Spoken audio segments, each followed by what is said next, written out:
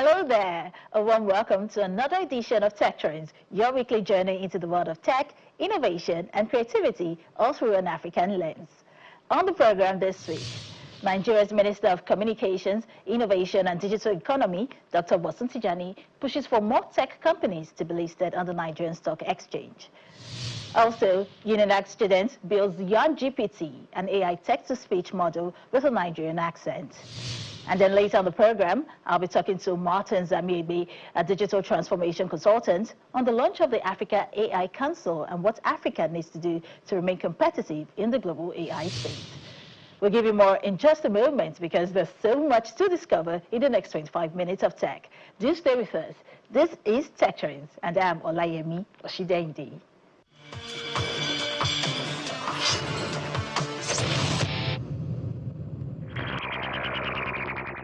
If you look at history, innovation doesn't come just from giving people incentives. It comes from creating an environment where their ideas can connect. Nigeria's Minister of Communications, Innovation and Digital Economy, Dr. Bosun Tijani, is giving some attention to tech companies listed on the Nigerian Stock Exchange and wants more startups to do the same. During an industry stakeholder engagement session, Dr. Tijani listened to the challenges and experiences of the companies, as well as received inputs from regulatory bodies and policies, incentives, and market engagement strategies aimed at enhancing Nigeria's startup investment landscape.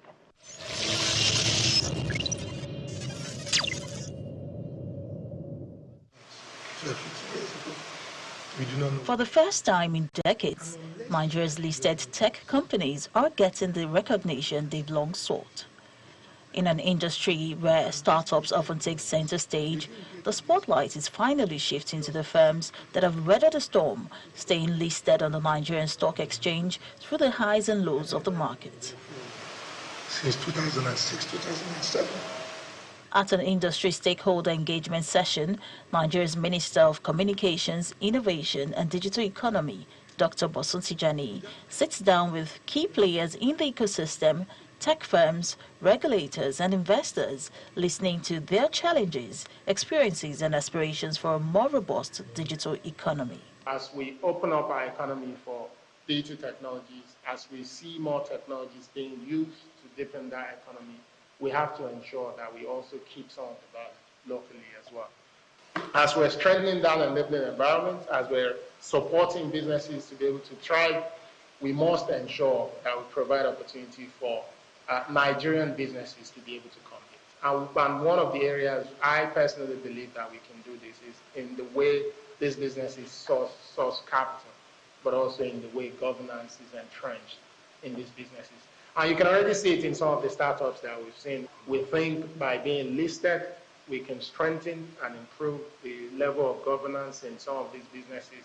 I don't know of any other way that you can actually ensure top quality governance in a venture than when they're listed.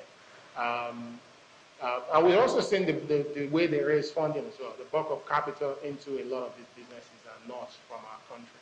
And if these businesses will become our backbone, we need to find better ways to encourage local capital to come into them. The discussion highlights critical hurdles facing listed tech companies in Nigeria. Low market confidence, a lack of institutional investment, limited access to capital, regulatory barriers that make it harder for businesses to scale, among others. For some of these companies, this marks the first time since the early 2000s that the government is acknowledging their contributions to Nigeria's economy. The government needs to recognize us and patronize these listed countries.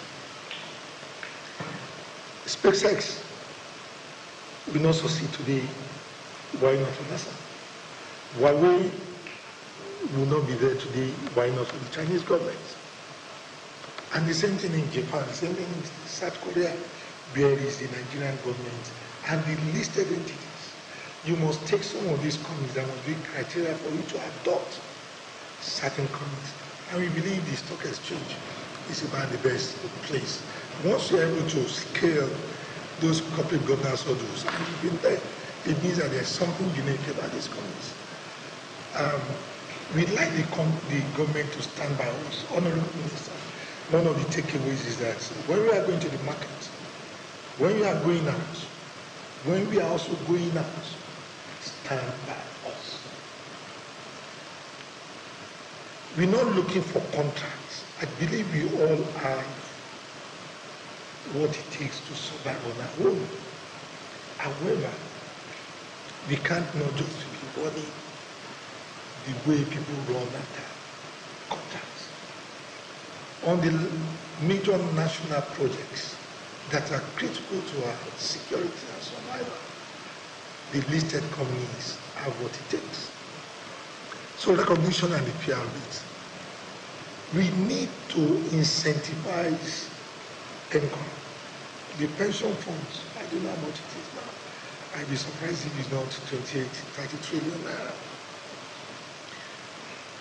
I do not know if any of the listed companies have any investment funds from movie, sovereign funds, and things like that. Many here believe this conversation is long overdue, and they share perspectives on policies, incentives, and market engagement strategies aimed at strengthening Nigeria's startup investment landscape. This is the first time we'll be given such an opportunity as listed companies to come and discuss with the government on what our issues are, what is stalling our scaling, because our dream is to become global companies and compete with other companies globally. And what he's come to do is to listen to us and find out how the government can support that initiative. We talked about the issues of limiting issues of regulation. We talked about the issue of national security, how we must start looking at the public companies, because they are Nigerian companies and they are Nigerian owned, in respect of the kind of representation we should be getting within the international fora. Recommendations by the federal government, like Huawei is probably getting from China, and several other ones as well. So we had all those discussions here. Issues that has to do also with infrastructure, tax incentives, etc., were all the issues that we just tabled here. This engagement signals a potential shift, one that could open doors for better government incentivized programs, improved investor confidence, and a more competitive market for Nigeria's digital economy.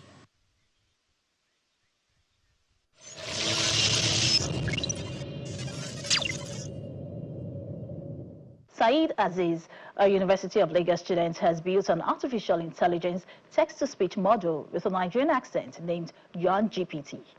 Aziz embarked on the building of Yuan GPT to help him improve his skills and chances of securing an AI role in future.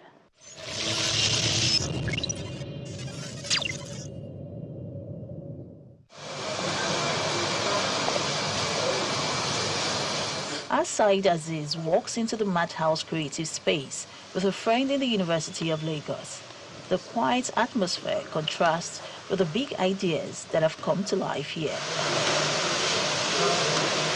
A final year student of the Mechanical Engineering Department with a deep passion for artificial intelligence, his journey into coding began in an unexpected place, on his phone during the lockdown.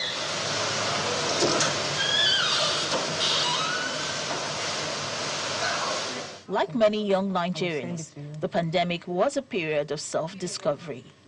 While some found new hobbies, Saeed found code.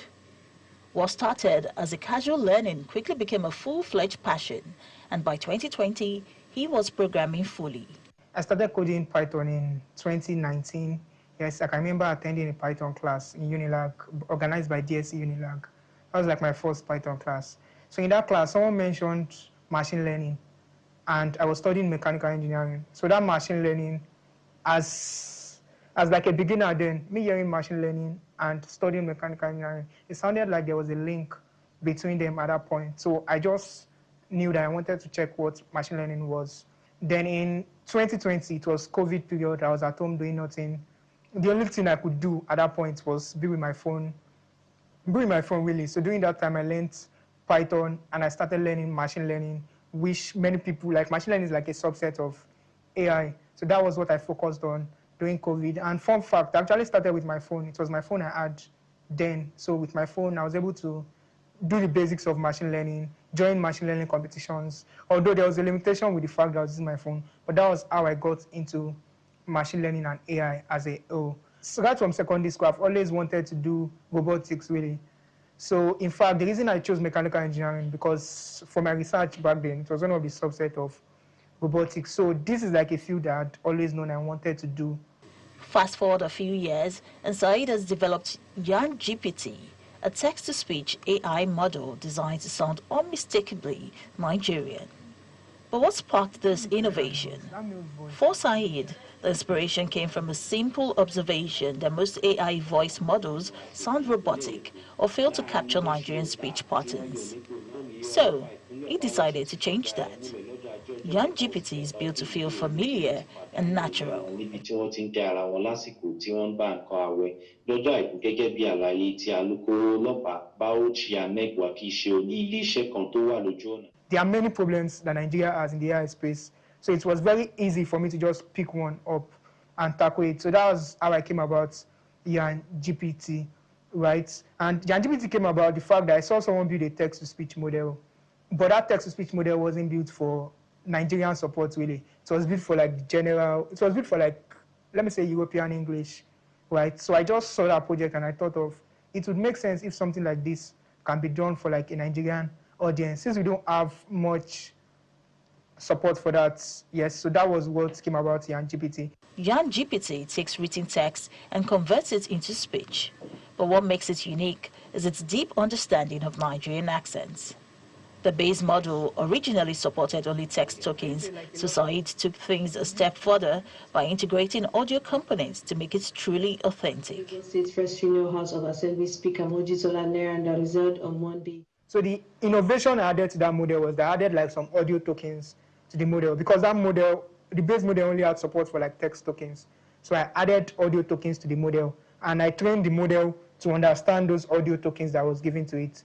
So it wasn't trained from scratch, but if you look at it from the scope that the base model I used didn't have any support for audio, didn't understand audio, you can also say it was trained, like the audio parts was like trained from scratch.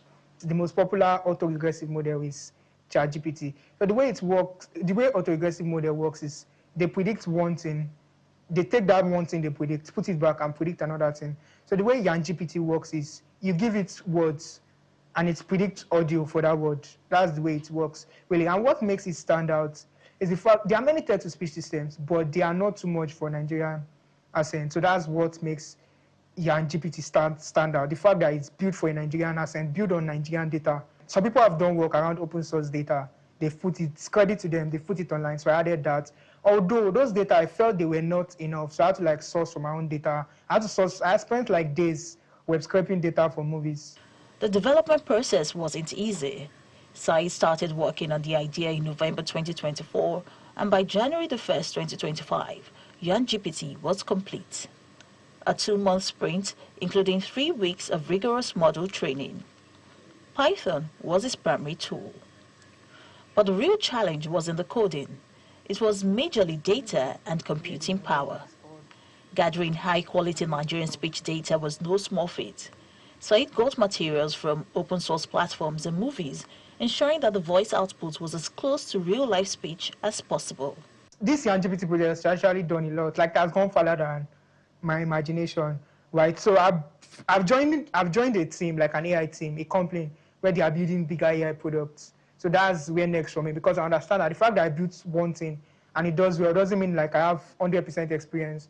So I joined a team where we are building something bigger, and so where I can learn and where I can also like input my ideas into building like a much more bigger project. So Yarn GPT, so you'll be using so where next you'll be using Yarn GPT in a much more bigger version and a much more enhanced product, yes. This is Inside's first foray into building impactful tech.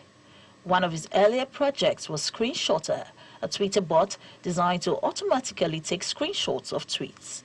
It was simple but effective. I think my proudest project was a Twitter bot called like Screenshotter. It's a bot that people just call to screenshot a tweet. You could screenshot a tweet with your phone, right? But what this bot offers is that it makes the screenshot beautiful. Yeah, so it was a project I did in 2023, 2022 or 2023. I can't remember really. So basically, the way that project came about was I saw somebody build like a screenshot bot on Twitter. I just wanted to do my own. I checked out what the person had done. I couldn't see the source code of what he did. So I just went out in search of how to do my own. So basically, I coded like 90% of that on my phone back then. And I put the project out, and it was just like a project that I created for my room. I shared it to some of my friends to help me repost then. And suddenly that project started growing from zero followers. It currently has about 170,000 followers on Twitter. So that's like my most significant project, because this boy in the lab boy building something, and like the project was actually global at that point, because I see people actually use it, and I'm like, come on, I'm gonna build this thing, you know. The attention to detail is what sets Yarn GPT apart, making it more relatable and usable for everyday Nigerians. And the best part, Yarn GPT is now open source, meaning other developers can build on it, improve it, and adapt it for different needs. The potential applications for Yarn GPT are vast, according to Saeed, from customer service chatbots that actually sound Nigerian to assistive technology that reads aloud for users. Saeed says he's already working on a read aloud function to enhance the experience for local users. Saeed Aziz is a prime example of the innovation brewing within Nigeria's tech ecosystem.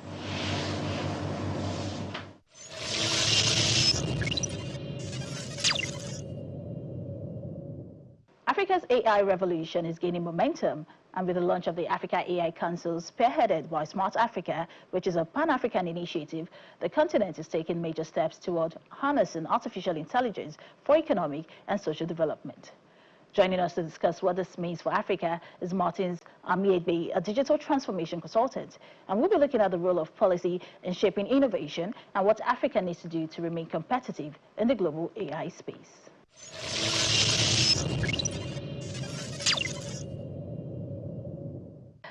Thank you so much, Martins Amiegbe, digital transformation consultant. It's a pleasure to have you join us on TechTrends. Thank you very much.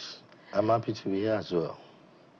Well, to kickstart this conversation, right, we keep talking about how artificial intelligence is here to transform the world, our lives, our businesses, and even industries, right? But let's begin with challenges. We almost never put enough emphasis on the challenges. What are the biggest obstacles preventing the widespread adoption of AI across Africa? Thank you. Very pertinent question you've asked there. Africa per se, we don't really have the infrastructure. We have not really embraced tech that much, but I'm glad that so far so good. There are some things I know this government, they are doing in line with tech. I know the digital transformation, digital economy, there's a minister for digital economy and all that. So I saw him reeling out a lot of things that Nigeria wants to do concerning. I just believe that if those things that is saying, the collaborations with partnership with several foreign companies, entities, if they are done, we'll be where we are supposed to be. Right, and well, Nigeria is among the countries, trying to take charge in this AI ecosystem. But you'd agree with me that AI regulations vary globally. Yeah. Should Africa align with international AI regulations or policies, or should it develop its own unique regulatory framework? You see, most times when a regulatory framework is global, and when the technology is not actually designed by you, you must be working in tandem with what has been put in place before. You understand?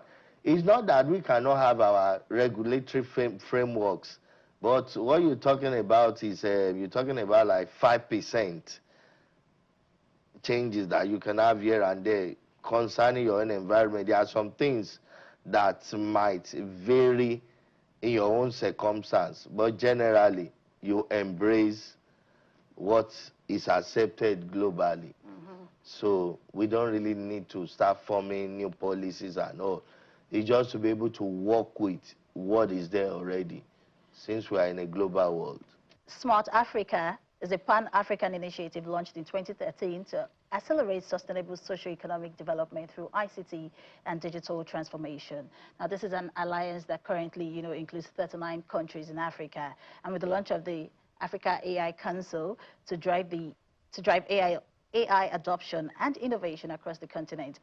How does this initiative differ from other AI-related frameworks or efforts in Africa? Because different African countries are coming up. For example, Nigeria has come up with our own national AI strategy, and there are also other government-related initiatives to AI. So how is the council different from all this that the countries have developed individually? What they are trying to achieve in this AI council is that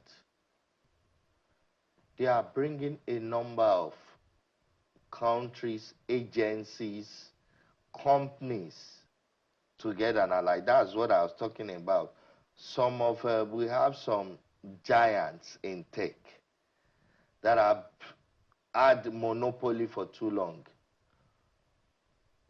In line with what you were saying before, I'm not saying you are dragging. I just use that word. I understand what you were saying. You need collaborations, of course, at serious level, and you need a lot of funds that a number of countries in Africa have. So if they come up, join this initiative, it will really help Africa, and we can be calling the shots in a number of areas when it comes to tech generally. Now, AI has several levels of maturity. Now, for instance, the first level is awareness. The second one is when you are active. When you get to the third level, we say operational. And at the fourth level, we say it's systemic. And at the fifth level, which is the highest level that we have a lot of countries overseas at now, is transformational. I will say Nigeria is still at level 2. We have not really gone into the operational, because at that level we are using machine learning and all other AI-based models to implement a lot of things in the workplace. So for instance, I mentioned DeepSeek. You are aware.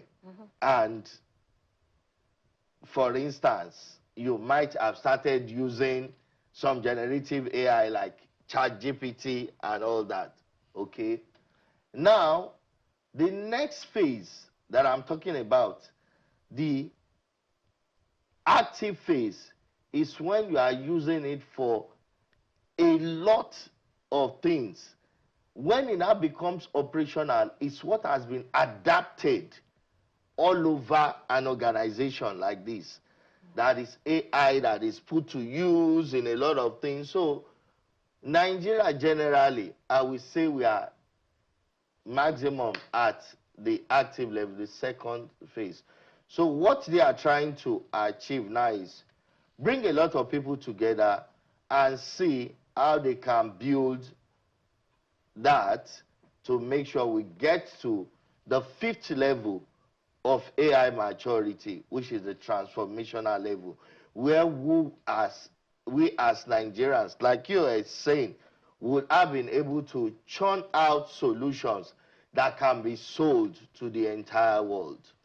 All right, time is not on our side, so in like 1 minute, please. Yep. Like you said, they have different levels of AI maturity, and you've said that Nigeria is on the second stage, right? But which also attests to the fact that different African countries are on varying levels of AI readiness. How do you think the council can address that fact? Yes, the level, by the collaboration that they are doing now, crying to government and all, I thank God that we have like in Nigeria, I have a Minister of Digital Transformation, Digital Economy, rather. Communications, innovation, and digital Yeah, economy. innovation, yes, and that is very sound. So I see him actually catching into whatever they are bringing to the fore. Once it is embraced, I'm believing that laws will be churned out and all that to address that, and we'll get to that level. But it's not a journey that you achieve in a day. Of course. It's a long-term project. Most definitely, and like you said, Minister is there, being at the forefront of ensuring that Nigeria takes advantage of all these technologies, to have a digital economy. It's been an absolute pleasure having you join us on TechTrends. Martins Amiebe, Digital Transformation Consultant. Thank you so much for joining us. Thank you.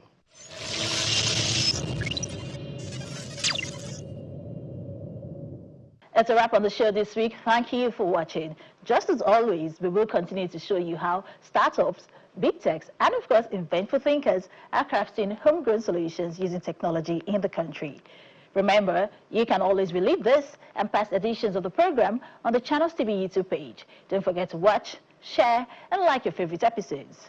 For Tech Trends, I'm Olayemi Oshidende. I'll see you next time.